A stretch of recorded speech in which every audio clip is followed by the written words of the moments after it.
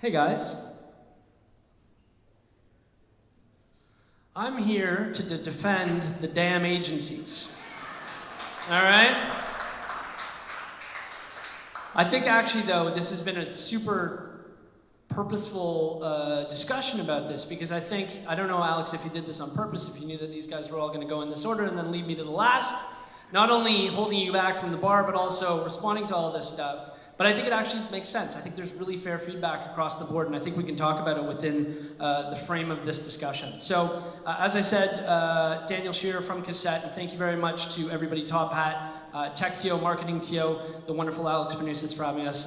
Totally thrilled to be here. So, as everybody's highlighted so far, this is the theme of the evening: technology, advertising, marketing, collaboration, or collision. And I'm here to say, as a guy that runs one of the, if not the biggest agencies in Canada, that I totally believe that there's a massive opportunity for collaboration, but we need to work in new ways and think in new ways and structure ourselves in new ways in order to do that. So I've got a couple different ways that we at Cossette think about doing that, and perhaps some of it would be applicable to you guys. So the first thing, of course, is that we would like to collaborate to create better and more immersive work for our clients. But I've got a couple of different themes around that I want to talk about. So at Cossette, we always say that we proudly embrace platforms and technology and digital and all of the amazing things that probably a lot of you guys do every day. But really importantly, we obsess over the consumer. We don't do tech for tech's sake. We don't run to the fancy new thing. We always put the consumer at the center point of absolutely everything we do, and we find that brings an amazing amount of success to us. And that's because, more than anything, consumers, actually more than anything, connect with ideas. They don't as much connect with the platform. They don't as much connect with the time, the place, the day. How many times did you email me? What did you, which platform did you find me on? They connect with the idea. So we're still, no matter what, 50 years from now, we host the same event, I'm certain that I'm still going to be in the ideas business, even if everything that we wrap around it changes. And so the way that we talk about it is that we're idea-led and digital and tech-enabled. And the second that you are idea-led, by the way, and you put the focus on the consumer, it gets to a lot of what Rory's talking about, which is how do we break down those walls? How do we see this more as a chain, less so Donald Trump's wall? And I think that this is the way to do it. Because we've all been there where you get to sit around and you hear an idea that actually breaks down walls and doesn't create new ones. Where the second that you see it, you go, I know exactly, no matter what part of the marketing team, the digital team, the technology team, I could be in HR and know how I can add to that idea and make it really relevant for everything that I'm doing.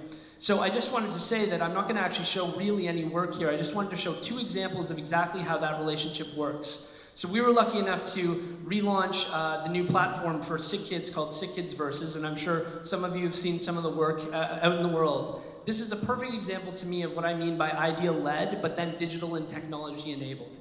These are not crazy breakthrough digital and technology ideas. I'm sure what you guys work on every day is literally 10 times as cool, but I want to be super clear that Versus is the idea. Versus is the thing that people connect with. Versus is the reason that everybody can actually plug into this idea and find a way to make it their own. But two little things that we did, and it's funny now that I'm showing a Twitter thing, because Rory's going to keep me honest here. One of the key insights that we found when we were developing Versus is that Sick Kids to date hadn't made the fight that they're in personal to people. And so what we said is, well, we're going to launch this sort of anthemic video piece off the top, and we want to make sure that as many people see it as possible, again, to get the idea. And in doing so, what we did was, I think a Twitter first in Canada. Yes. Okay, I got the Rory, okay. What we said is, if you see this video on Twitter, you're then given the opportunity to share your personal connection to Versus and what your personal point of passion is. And then the second that you hit one of those buttons, it self-populates the tweets, and out it goes to your followers. So again, the idea is Versus. The amazing technical unlock here drives a greater degree of personalization. A second version of this is something that we did actually in the atrium of Sick Kids. And one of the other insights that we found in coming up with the idea of Versus was that versus a lot of the, I said versus a lot of the other charities that go to market, which we often call sort of flies on eyes, where you just end up feeling bad for the kids or feeling bad for those that we're asking you to help. People want to feel like they're giving to a winning cause. Like they feel as though you're going to push them over the edge, like you're going to be a part of the thing where they finally cross the finish line. And so what we did here is if you walk into the Sick Kids Atrium, you would see a kid on a video screen. And just very quietly, that kid would be waving you over. So you'd walk over, and you could scroll through different kids' stories. And here, if you were to meet Evan, you'd read about his story, and you could pull out your credit card and simply tap to donate. And the second that you tapped and donated, Evan would change from his hospital scrubs into his soccer gear and run away and go and play with his friends because you've made that change. So this is what I mean. Versus is the idea, digital and technology and these platforms are incredible canvases and accelerators to those ideas, but you have to have the idea first. So,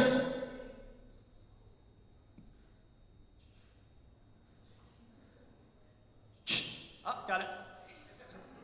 Technology, baby. Creating better and more immersive work for our clients. If that's the theme, I want to give you one opportunity and one watch out. One is absolutely leverage technology to deepen and enrich and accelerate and make more personal and make it more shareable the experience that you're trying to deliver. The watch out that I would say is don't just solve the marketing need. And I think this comes a lot back to something, frankly, that all the speakers were talking about, which is you still have to put the consumer in the middle of it and delight them. This is particularly important from the advertising standpoint, but I think for all of you guys, make sure that we don't lose the focus on the consumer. Okay, so the second way that we're going to collaborate at Cossette with digital and technology and innovation and startups is that we want to learn from, much like your point, Danielle, we want to learn from and help companies that are playing in this space because I think there's a lot of value exchange to go back and forth. So there's a couple of things that we do at Cossette. Put your hand up if you heard of NewCo this year. It was just in September. Yeah, we got to get that number a lot bigger next year. But NewCo is a very, very cool thing. So it's actually founded by John Mattel, who founded Wired Magazine. And the idea is this. Instead of going to a regular conference where you sit in sort of a shitty hotel room, ballroom, and people walk in front of you and talk to you about all of their products and services, the flip here is that you actually have to sign up to be a NewCo. And these were all our amazing host co's this September. And when you're a host company, you actually open your doors to people who buy passes, and you can come into the space, much like we're actually doing right here at Top Hat right now. And it's just such an amazing way for agencies like Cossette to stay connected to this space, and again, learn from each other, share practices, see what struggles they're facing, etc. So please check out NewCo next year. It's a very cool thing. The second thing that we do, again, coming back to the notion of can we learn from Agile? Can we share practices in terms of speed to market? Can we stay connected to the next generation of interesting brands going to market? Is we've got a thing called Cossette Labs.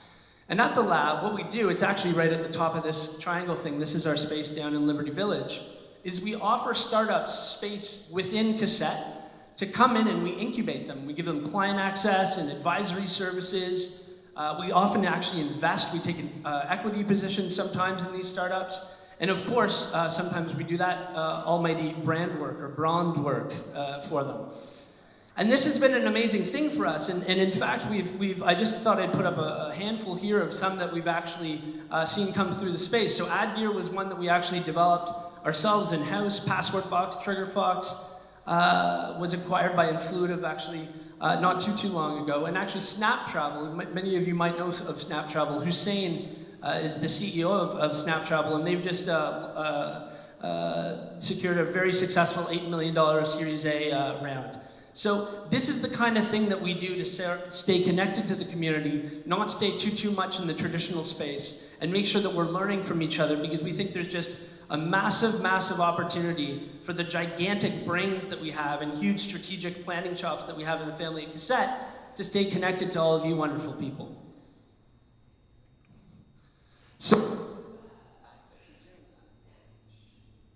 So in fact, I wanted to issue a bit of a request for proposals here.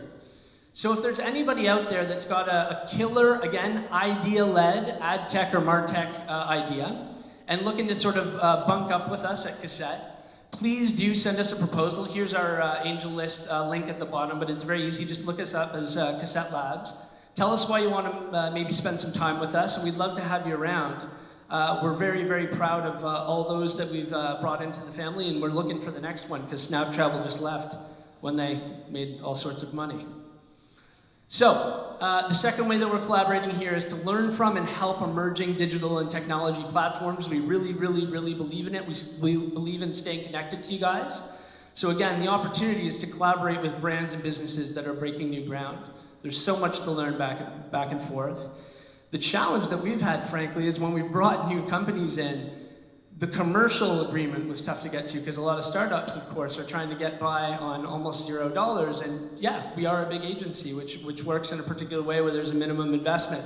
But we've broken some new ground there in terms of taking equity investment or fee for service that's paid off on a series round of financing. But make sure that you make it mutually beneficial. And finally, you've heard it from me a couple times now, stay idea-led, stay consumer-focused, and I think no matter what role you play in this room today, there's lots of room to grow there. So collaboration or collision, definitely a collaboration. We just have to choicefully do so, and with the best of intentions. Thanks, all. Amazing, that was great.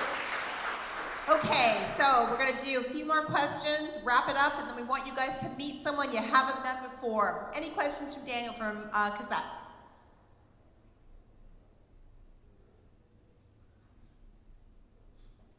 Sure. On your Sick Kit campaign, why were you choosing that video display versus an app or other platform that can engage user maybe a little closer to where they are? Yeah, it's a great question. The question was, why were we using that ad versus a platform that can engage users in a more personalized way? Yeah, I mean, it was a gigantic ecosystem that we built on purpose. So we started big. We started in the tofu part of the chart and wanted to get our message out and establish what this brand idea was all about. But then very choicefully, we used data as you came through. So the second that you hit your passion point on Twitter, we got a little data point on you. When you hit fundthefight.ca, which all of you guys should go to, by the way, to help us fund the fight, you again chose your passion, and then that continued to drive personalization into the journey. So purposefully, we started big, we started emotionally, we started a little mass, but it then brought you into a funnel that, for many, many Canadians, actually the most in Sick Kit's 140-year history, gave them the biggest donation period of all time.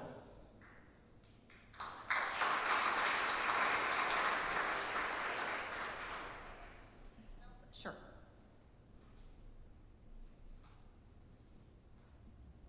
Hey, Munir from Crowdlinker. Great talk, by the way. So we're a 20-person digital agency based in Toronto.